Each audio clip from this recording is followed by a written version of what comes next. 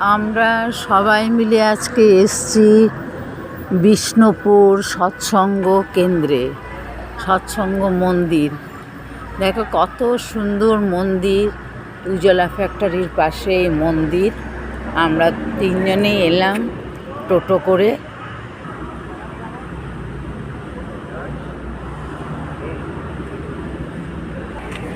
আমি এসছি,